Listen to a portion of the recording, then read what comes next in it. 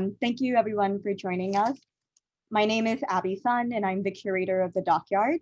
I am currently wearing a blue and white striped shirt and I'm in a very white room with a bookshelf above my head.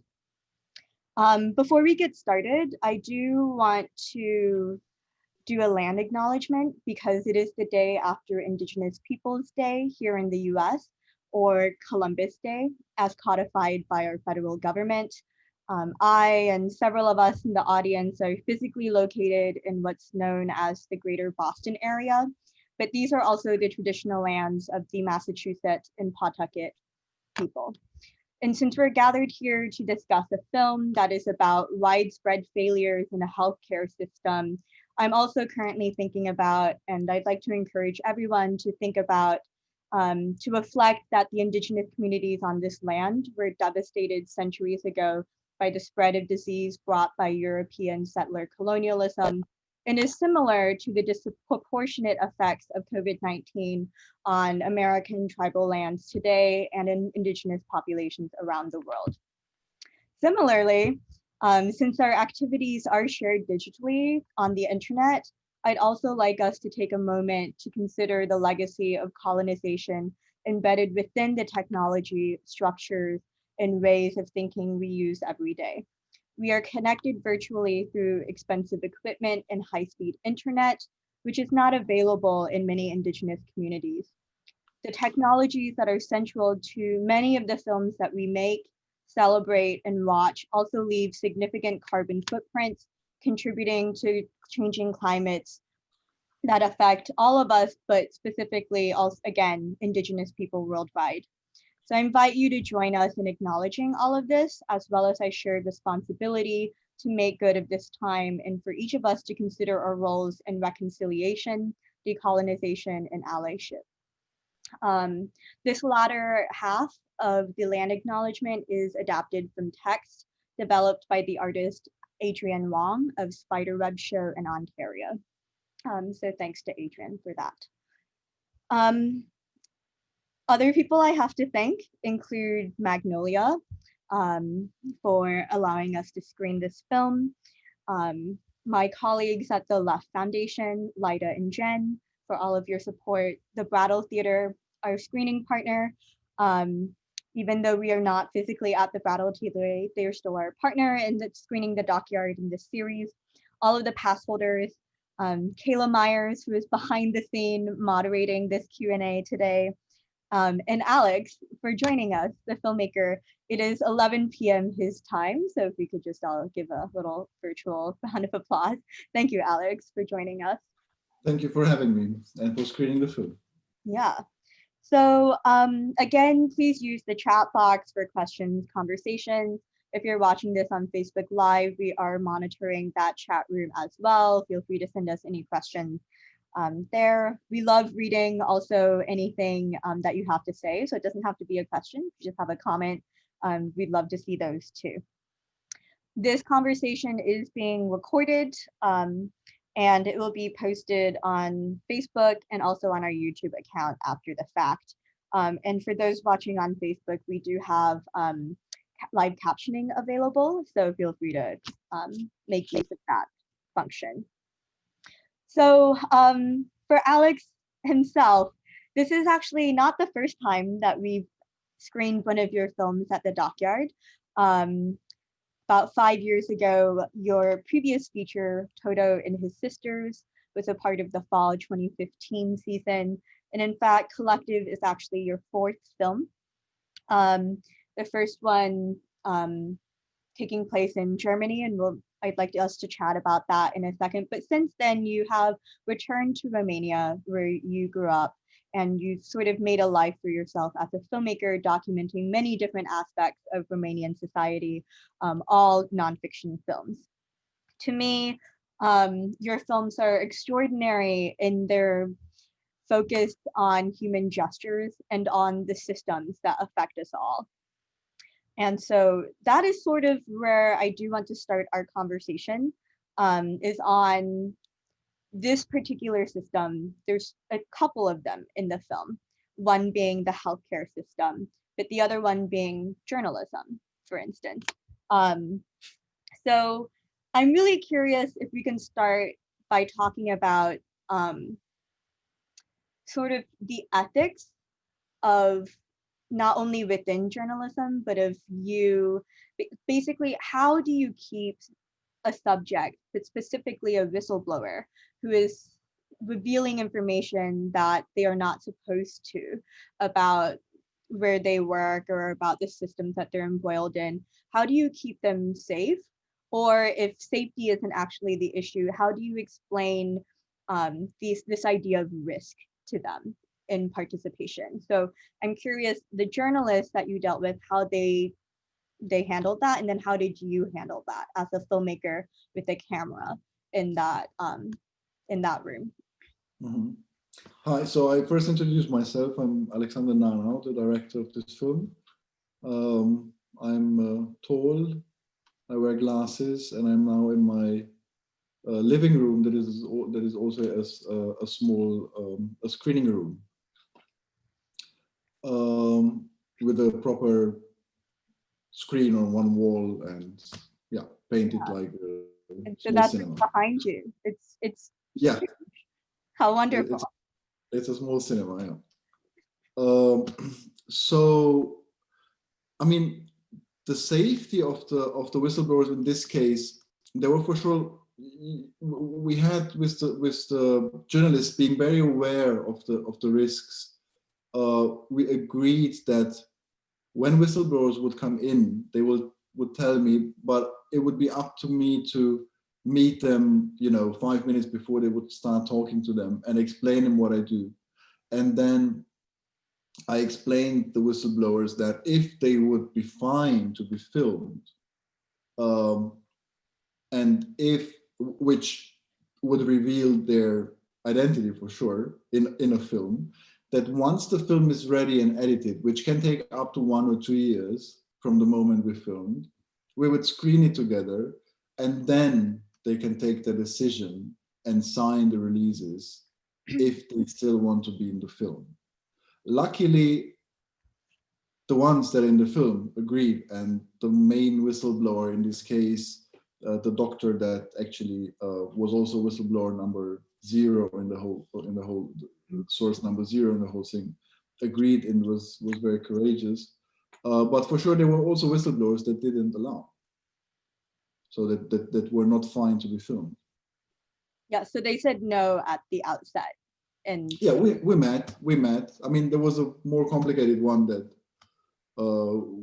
we met, and he might have been fine to be filmed in a certain way, but then actually that didn't really make sense, because I was aware that it would be all very obscured, even in the way they would talk, and it's something that I'm always looking for authenticity. And once you already start to organize, like in a reportage more than in an observational film, a situation around a character, a real life person, this person will not be authentic anymore. So we didn't use it, and didn't film it in the end. yeah, so I preferred this direct thing where people said, sure, let's go and we'll see. And then things just happen naturally, and we could really capture an authentic moment between whistleblowers and journalists. yeah, to me, I mean, I think that it's very hard to find depictions of that in cinema, outside of fiction films. I think it's difficult to find that in documentaries in the moment. A lot of what we see is after the fact, people reflecting on what led them to specific decisions, but to capture that in the moment, to me, it's quite inspiring to hear the whistleblowers talk about why they decided to make this decision to go to the newspaper in the first place. But it also is sort of a stand-in for why someone would also agree to be in a documentary film. So I'm curious if you can just explain a little bit more this distinction that you draw between reporting in journalism and observational documentary filmmaking. What to you is that difference? Oh, I mean, in reporting and journalism, it's the journalist that drives his work and his investigations. And for sure, in this project, we had our investigative team in the beginning. That was when we're trying to see what the reality of the things that were happening after the fire are, which characters are involved, and we were looking for characters through which eyes we could tell the story. And so we had our own team of journalists. But then, from the moment we decided to film with the journalists, it was them doing the work, and only my job was only to capture it in a cinematic way and pass it on to the viewer. And just to give you an example, I myself did not know what was happening. So it was not that the journalists would just brief me about what they're doing. I was just there. I didn't want to know. They didn't tell me because they were afraid maybe I would, in the very beginning, we didn't know each other very well. And so actually, even when I film like their newsroom meetings on what they have found out and so forth, I didn't know where this goes to. I was discovering while I was filming, and I was just trying to capture it in the best way and at the speed of my perception of it. So there's a big difference. I'm just, I describe my work always as a street photographer. I'm nothing more than a street photographer.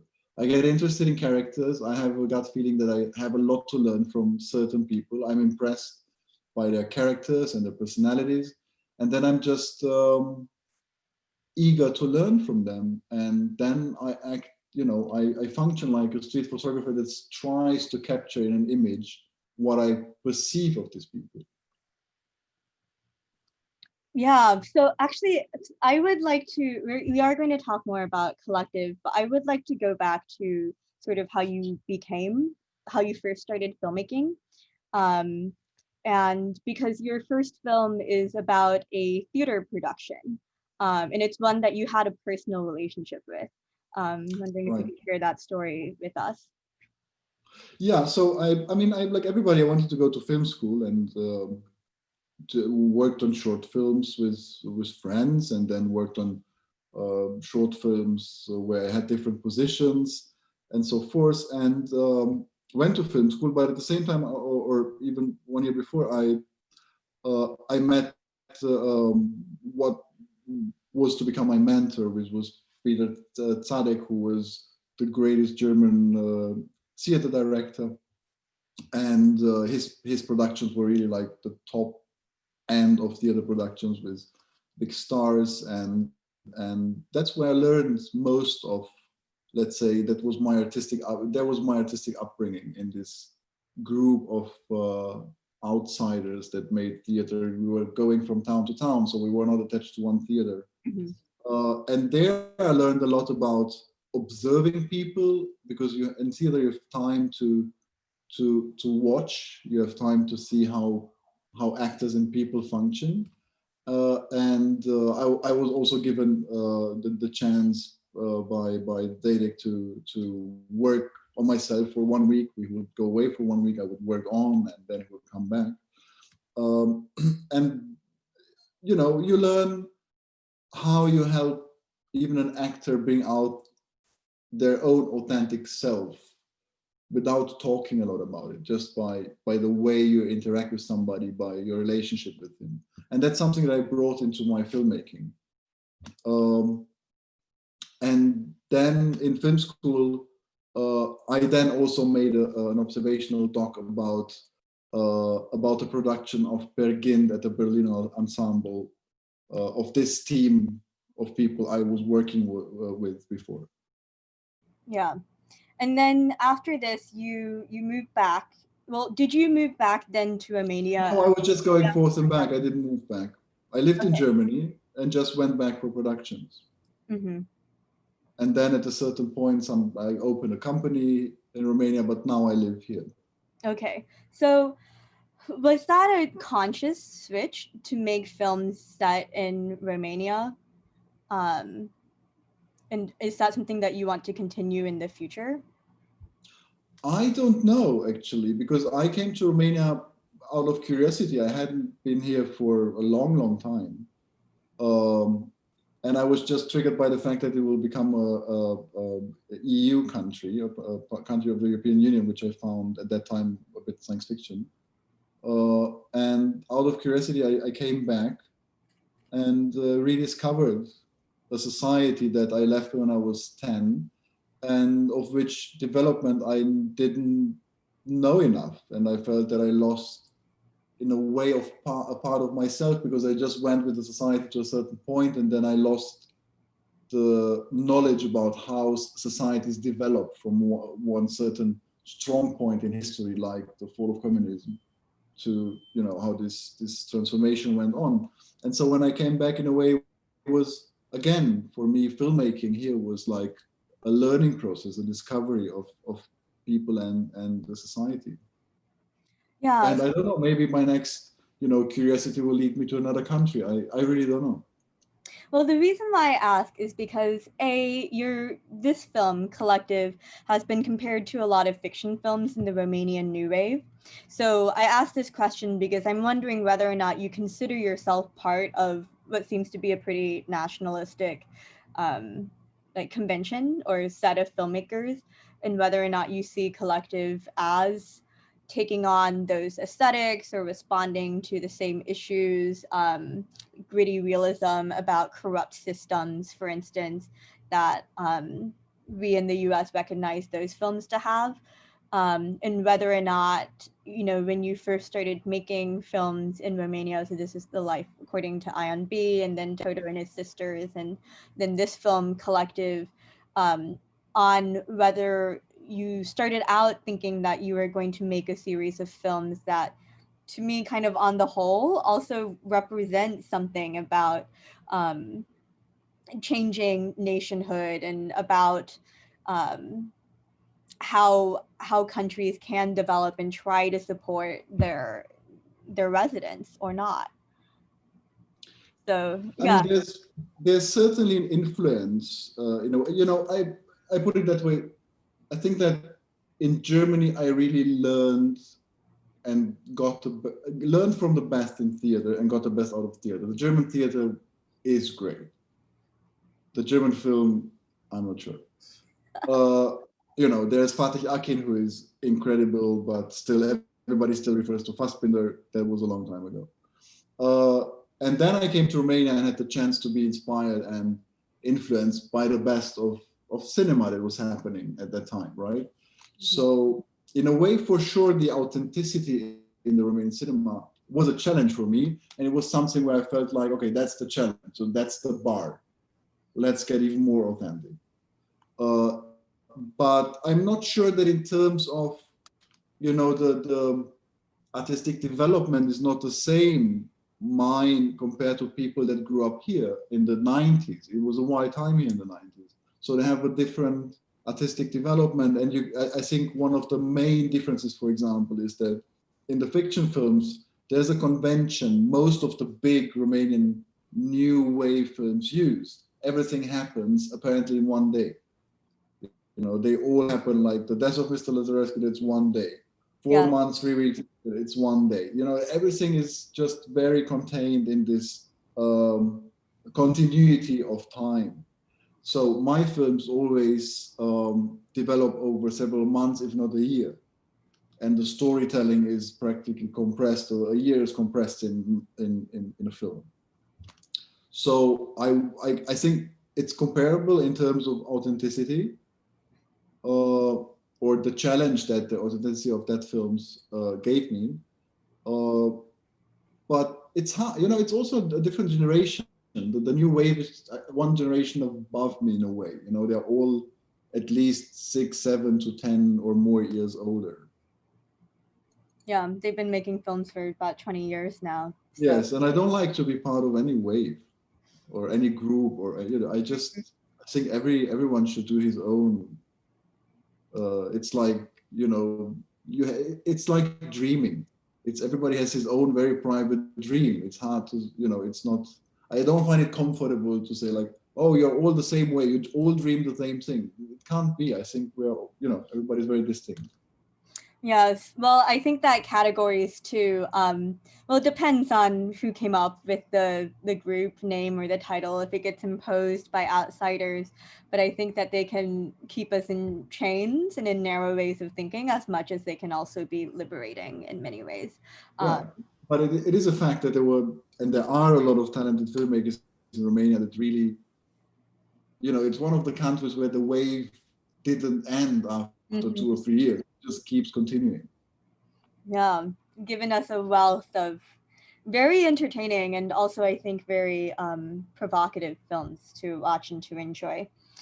So, okay, so now we are kind of whoosh, back up to the timeline of Colectiv in your filmography. Thanks for going down that little memory lane with me. I had a few questions after the last time we talked about those types of labels and things like that I wanted to clear up. So going back to Colectiv, at the beginning of the film and then throughout too, there's also essentially, I guess, what we would usually call found footage, footage that's from the participants in the film themselves, from the night of the fire at Colectiv nightclub to some of the footage that the whistleblowers turned in to the journalists. We also get to see it cut straight to them. And I'm curious, like first of all, when did you decide to try to source this video? Did you have them from the start? Were they put in the editing process? Like, what is the relationship between the footage that you filmed and then the things that other people have filmed? I mean, other people have filmed, you mean the fire in the beginning of the film? Mm-hmm. And you mean the video that the whistleblower brought in with the worms on the patient, right? Um, it's a very strong relationship to the fire footage because actually there's a member of our team, Mihai Grecia, who was friends with the band. They shared a studio, and they asked him if he could organize filming this concert because it was their first concert after they signed with Universal, so they launched their first album as Universal. And he put together a team of 5 people, which were his friends, not even big fans, let's say, of that music. And they filmed it with 5 cameras. And 2 of them died, unfortunately.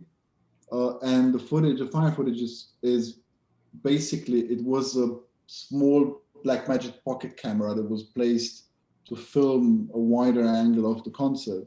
And the girlfriend of the cameraman, who in the end died, she was responsible for it not to fall over or something. And when they all ran to the exit, she pulled the tripod. So that's the footage from this camera that was rescued.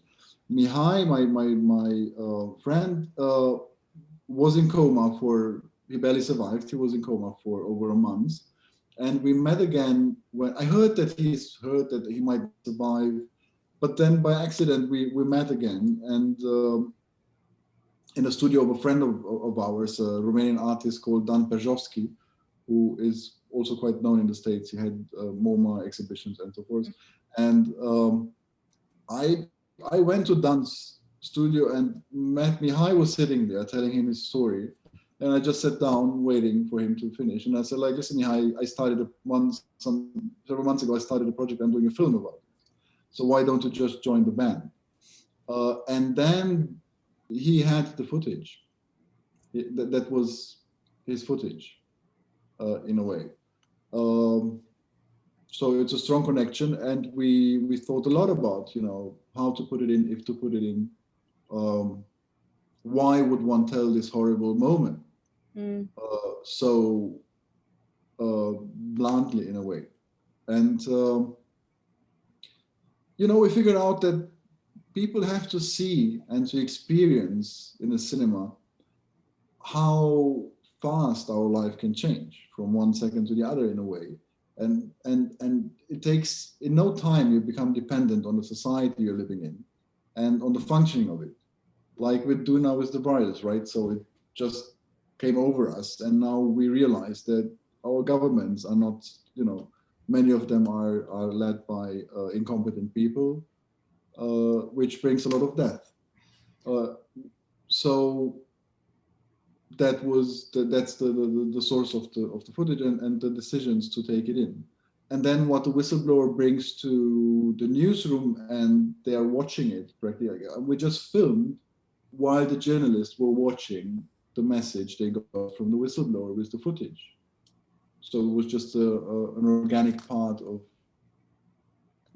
filming the work of the journalists. Yeah, I mean, I think you had already previously told me the story about the footage in the beginning, and I had forgotten. But yeah, so it's actually it's less the traditional found footage off of YouTube, for instance, than also a product of also a prior relationship that you had in the artistic and filmmaking community in Budapest too. And I agree. Bucharest. Yeah, yes, Bucharest. Uh, Just 600 kilometers to the east. Yeah. I'm an American. Please forgive me. Michael Jackson did the same thing when he came to Bucharest the first time. Everybody forgave him. Okay. It doesn't make me feel better about myself, but he said, to this. It was in '92, I think. This crowd from a former communist country is listening to Michael Jackson. It was like being on the moon. And then he goes like, "I love you, Budapest." Everyone's like, "Sorry, what?" Like, it's not Budapest. That does make me feel a little bit better about myself. Thank you for telling that story. But we actually have a follow-up question from Patricia in the audience. And I think this is really nice to talk about now. So two-parter. The first one being, how many cameras were following the action? And this would be a question about the majority of the film. So I'm curious, when you were filming, because you were also operating the camera, how big was the crew? Did you have multiple cameras at any point? What was that like? Because you're also shooting in some very enclosed spaces, some very small rooms. Yeah, most of the film, like 97%, is shot with one single camera. So I'm behind the camera and I film alone, and I have a team of 2, maximum 3 people with the assistant that is guarding, in a way, the set. And then, in the production office, for sure, there are people. There's even a lawyer that have to react very fast if we have to change locations, to get permissions for an access, to sign papers if we have to. So it's just a team around me that is securing my liberty in a way. But on set, it's always very small. Many times I was just alone. I would just place, they would have mics on them, and I would have a recorder in my backpack. I always adapt to the situation. So I really always adapt to, I try to see like what would be the best situation to make them as comfortable as possible. And then we adapt to it. There are some scenes where there were 2 cameras, like when we were filming the meeting of the parents, for sure. And there was one short scene with some doctors, whistleblowers that are talking to the journalists. There we had 2 cameras, but that's it. The rest was just 1 camera. Yeah. So oftentimes I've noticed that a lot of director filmmakers, they will shoot their first film or maybe their second film, but then after they are able to secure more financing, a lot of people give up operating the camera and kind of are more in a more purely director kind of producing type role in scenes. What for you is kind of the advantage? Why do you keep actually shooting with the camera your own films? I think it's a natural thing. I need to think and perceive through the lens. It's and I need to get, to frame, every person, every situation for me has a certain frame in which it expresses the emotion or keeps away things that really don't belong into that moment. it's just as a photographer. I mean, I'm thinking while I'm shooting, I'm really thinking as a photographer, and I need to do it myself because it's basically it's a relationship from me to the characters lived through camera, through a lens. Mm-hmm. Yeah. So, I mean, it's to me though, that's one of the really beautiful things about observational approaches. But so often I think in the US what we see are films that I call pseudo observational, because they basically use any sort of verite footage as essentially the B-roll, and then there's some sort of voiceover that goes on top that actually tells you how to interpret the actions, as opposed to right letting us also watch what the filmmaker is watching and come to our own conclusion. So that's something that I really really admire about your films, is that it has this narrative tautness in the editing that really allows us to ingest that, but it's never bloated or long. It's quite efficient in how it moves us through the story. So I do want to also ask about editing, and there are other parts of Patricia's question, and I will get to them in a second. But with the editing, you have said in multiple interviews that it took you longer to edit this film than to shoot it, and shooting already was a year on this film. So could you tell us a little bit more about your process? Not in what took so long, but in like, why was it? um, because Yeah. yeah, what went into distilling everything that you were filming? Because I know you have hundreds of hours of footage that didn't make it in. What was driving your decision-making process during editing? Oh, I mean, in the beginning, there's a long time of watching your footage for sure. But in this case, in particular, because it was such a complex year in which so many things happened in Romania and around these investigations, um, we also had to watch like hundreds of hours of footage from TV stations. You know, I would have my assistant would go to the TV stations, to the archives, and really pull out everything on the cases. And I really wanted to understand it from all angles before I take decisions. So it was after we filmed, and it was anyway hard, and it takes months to watch your own footage and absorb it, and take a step back and become more objective about it. It also takes a long time to actually understand the complexity of the thing by watching what other people have done, like journalists from TV stations or so forth, and just to understand how things were perceived. Um, and then the crafting is, I mean, my process is I start editing, and then like everybody, I get stuck after several months. And then I have a super talented editor that comes in, George Gregg, who is a master of structure.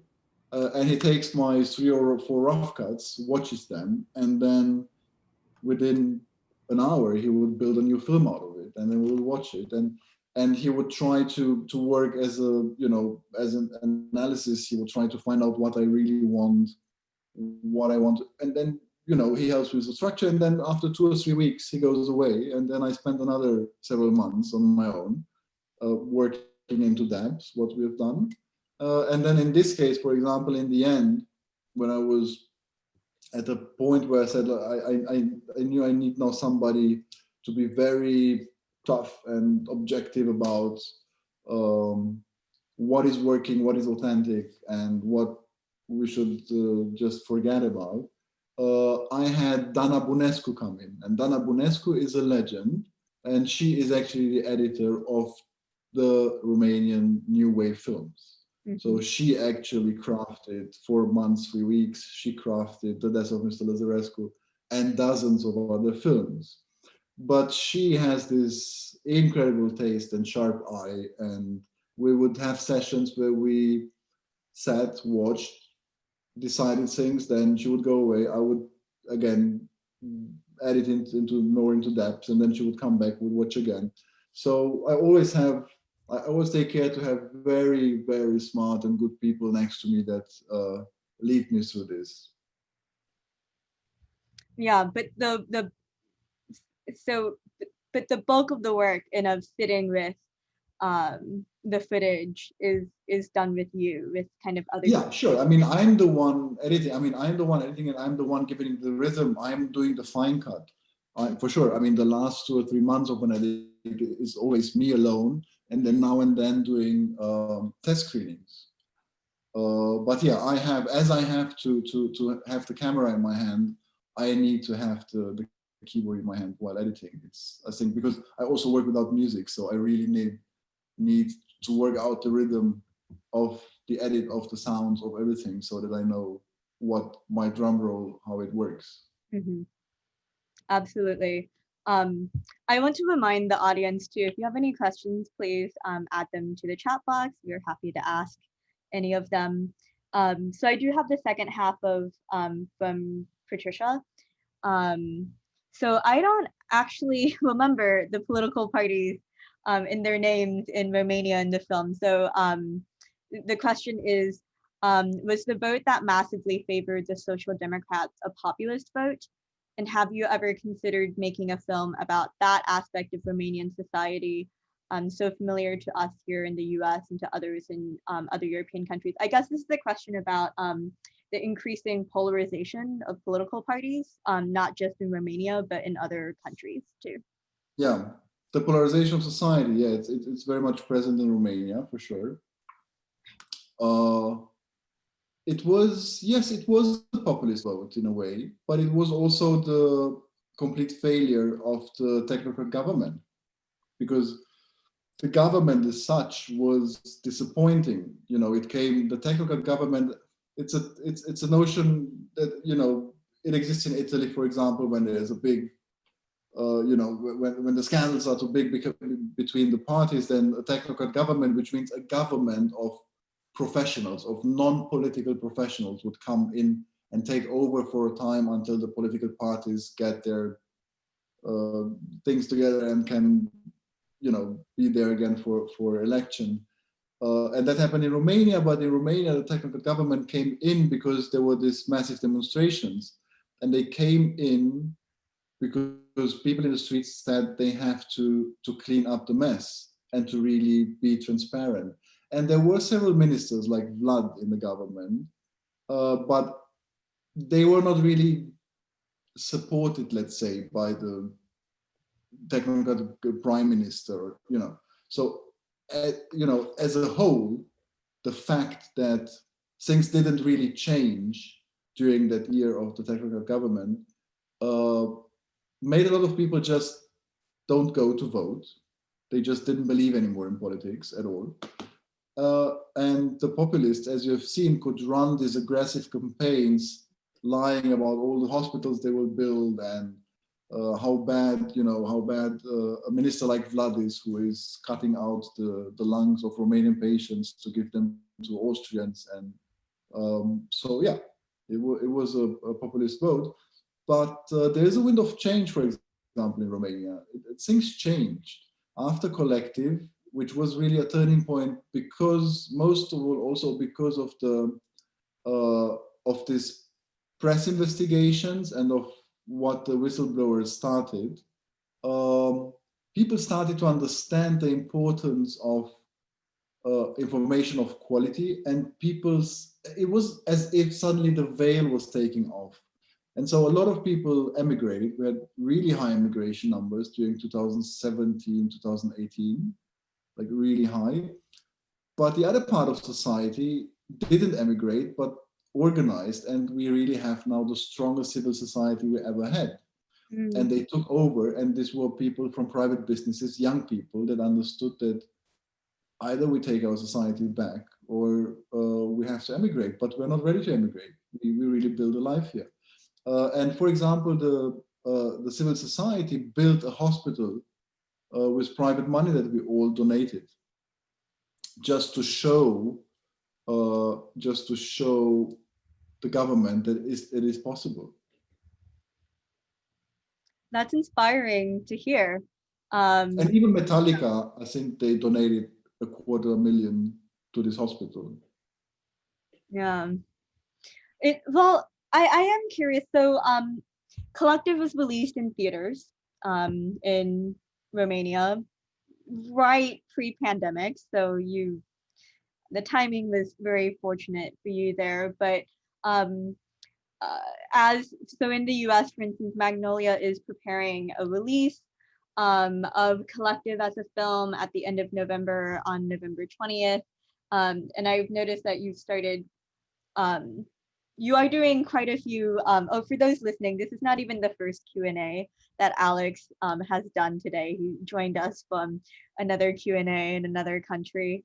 But since you've been on this tour for the last year, a little bit over a year since the film premiered at Venice, I'm really wondering what has been from the questions that have been asked of you at the screenings, what is the general kind of worldwide sense, not just in the US, not just in Romania, but what are the general populations? Do they have trust in journalism and in the press and in the media? Because one thing that we hear over and over again in the US is that people don't trust in the news anymore.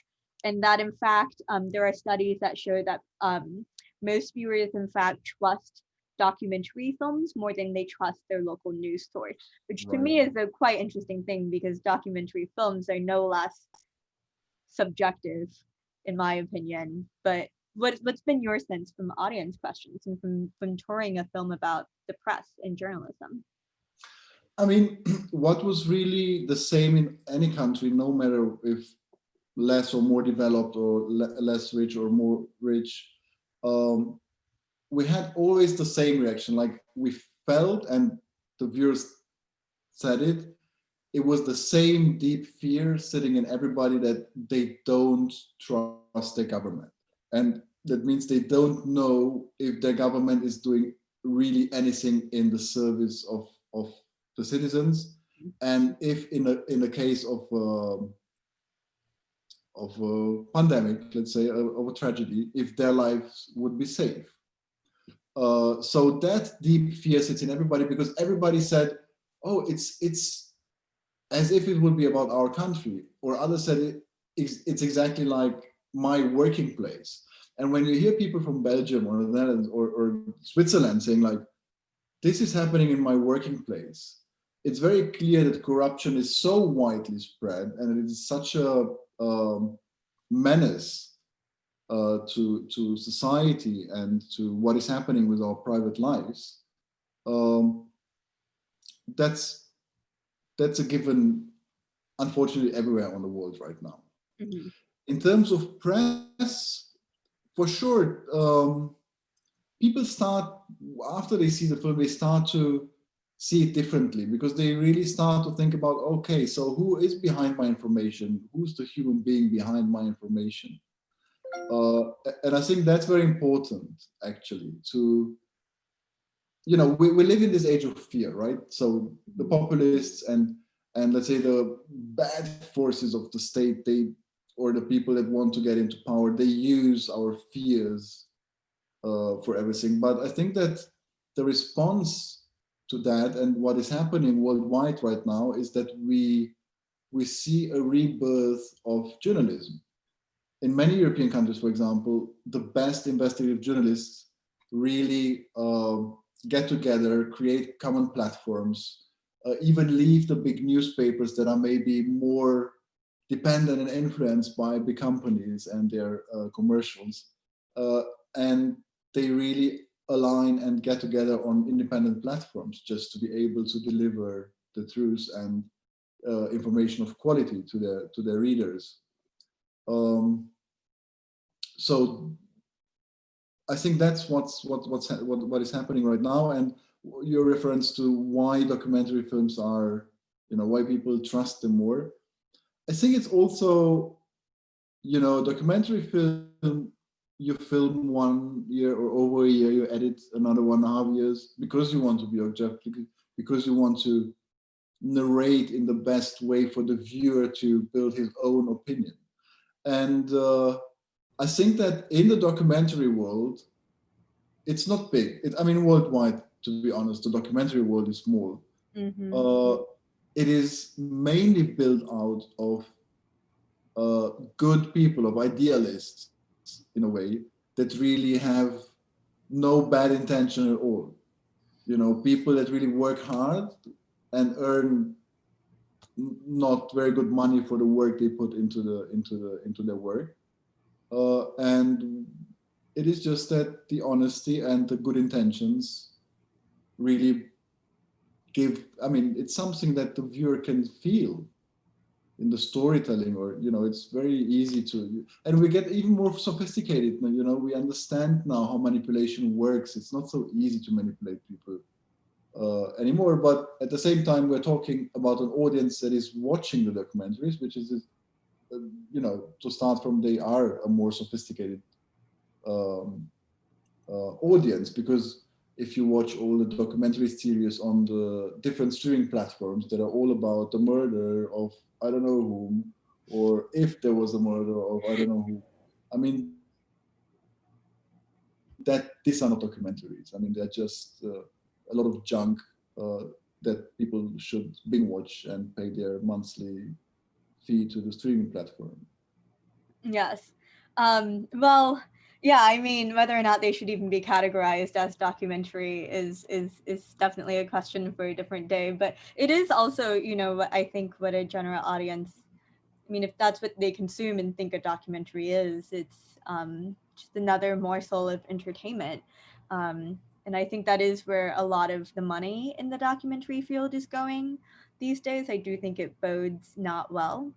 Um, so I think we have time for one short question if anybody has that. But otherwise, I'm going to end it here with just a question about.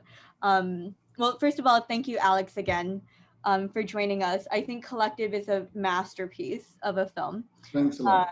I realize I did not say that here, um, but um, but yeah, I think that it does so many things so incredibly well, between juggling all of the different storylines with all of the characters and really hewing to a rhythm that feels true to the events that are happening.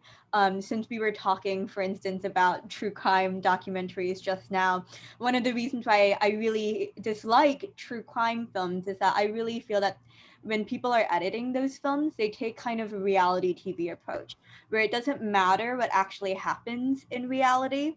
What they're doing is they're crafting a dramatic story arc so that something exciting happens at this moment, you know, at the beginning of the third act. They're turning whatever it is that they capture into this formula that captures people's attentions, as opposed to drawing from what actually is happening on screen. Right. Right. So I think that what you're making is a type of resistance against that type of editing and against that type of filmmaking too. So yeah, so we have a question from the audience after I gave that little bit of a spiel. Yeah, what happened with yeah, so I'm going to broaden this question a little bit. So the question is, what happened with all the threats at the end of the film? I'm also curious what happened to the people in the film, because what happened with the There are many people yeah, that, at the Sports Gazette, what happened to the whistleblowers, for instance? Did anything bad ever happen to them? What happened to Vlad? What is he doing now? Do you have any updates that you can share? yeah. So in terms of the menaces, I can only tell what Catalin says. You know, he says they are not heroes, and it's just business as usual. There are always threats. There's always a car that drives by too fast. There are always phone calls. So for sure, it's always they are also frightened sometimes because they are human beings. But it's their job. They know that it is the risk of their job, and at the same time, Romania is part of the European Union. It's not Russia, it's not China, where in Russia we know that people trying to reveal something about COVID suddenly fall out of the window.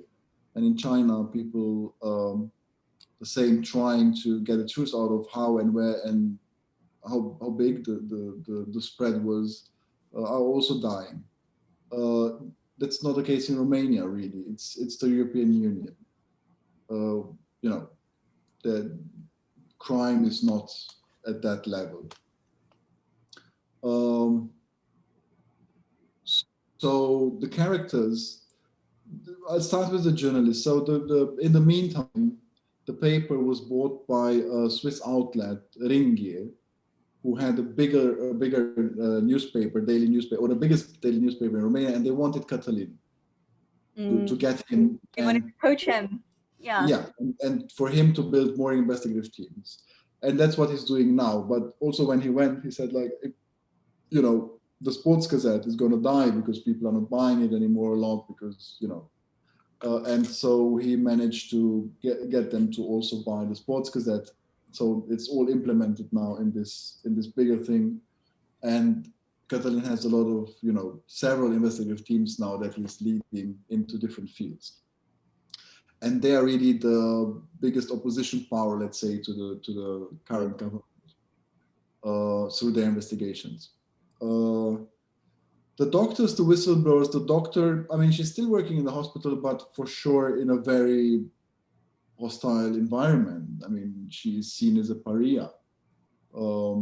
It's not easy. She always says, like, I'm alone. It's not easy. So she struggles. But still, she changed the society. I mean, she really changed a society with what she has done. So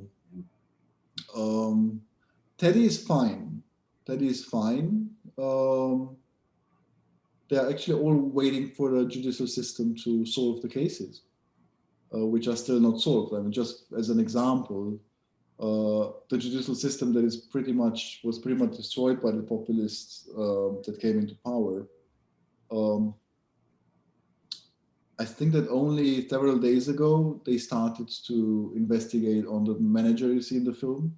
Although they had all papers and all proof there from day one, they could have done it in 1 week. They sentenced everybody around him, but not him. Sounds very common to what happens around the world. Exactly. So, yeah. And then who else is there? Vlad. Yeah, Vlad. Vlad continued after, when his mandate of a technocrat minister was over, he continued with his work. He remained in Romania. He didn't go to Vienna. He didn't follow his father's advice. And he built out this thing called Magic Camp, which is inspired by a camp made by Paul Newman for cancer, for kids with cancer. So every summer he has several periods of different groups of kids with cancer that come to this camp and, you know, can enjoy themselves and have a lot of help and people working with them. And then he also built his network of apartments around hospitals, because parents of cancer kids in Romania, when they come also from the countryside and they're poor, they have no place to stay, they can't afford a hotel, so they live really literally for months on a chair next to their kid's bed. And so he built out this thing called Magic Home, where they rented apartments and the parents can come and live decently and meet people psychoanalysts to work with them and help them with things. They connect them to doctors also outside Romania. And then he went into politics within a new party, a completely new party of fresh people that come out of private businesses and that want to change things and get into politics. And they are doing well in a way. We just had local elections and they won several mayories, several big cities that were really in the hands of very powerful local moguls, and they won them. And Vlad became vice mayor of Bucharest and is taking care of the healthcare of the hospitals in Bucharest and education. So he's back at it, is what you're saying. He's back at it, yeah. Yes. All right. Thank you so much again, Alex, for joining us. It is now almost midnight your time. So we will let you go. And let's see, anything I want to thank everybody for coming today. Again, this recording will be posted online immediately following this talk. And also our next screening for the DocYard is October 26th through the 31st is the free screening. It will be the short, The Rifleman, Sierra Pettengill's new short, followed by repertory title Feed, co-directed by James Ridgway and Kevin Rafferty, who passed away this summer. And it is an all-archival film about the 1992 presidential primary season. So a very timely film for us. Thanks again, Alex. Thanks a lot for having me, and thank you to everybody who joined. And if you liked it, please spread the word. Yes, and it will be also available for everyone on November 20th, and we are screening it as part of the DocYard for another 2 days. Great. All right. Thanks. Bye, Alex. Bye. Thanks so much. You're welcome. Thank you.